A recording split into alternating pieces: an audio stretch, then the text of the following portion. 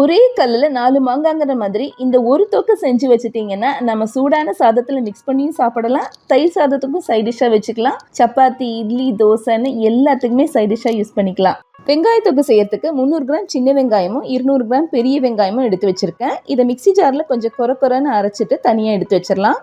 அடுத்து ஒரு கடாயில் 1 டீஸ்பூன் கடுகு, 1 டீஸ்பூன் முழு மல்லி, 1/2 டீஸ்பூன் போல் வெந்தயம், சீரகம், 4 காஷ்மீரி மிளகாய் எல்லாத்தையும் ட்ரை ரோஸ்ட் பண்ணிவிட்டு பொடி பண்ணி வச்சுக்கலாம்.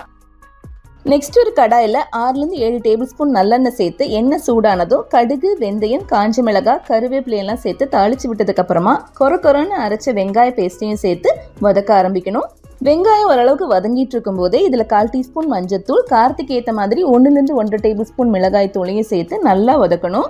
வெங்காயம் நல்லா சுருள வதங்கி எண்ணெயெல்லாம் பிரிஞ்சு வரும்போது தேவையான அளவு உப்பு, கூடவே ஊற வச்ச ஒரு எலுமிச்சை அளவு புளியை கரைச்சி சேர்த்துட்டு அடுத்து ஒரு 3-4 நிமிஷம் கழிச்சு 1/2 டீஸ்பூனுக்கு குறைவாக பெருங்காயத்தூள், கூடவே நம்ம அரைச்சி வச்ச பொடியும் சேர்த்து நல்லா மிக்ஸ் பண்ணணும்.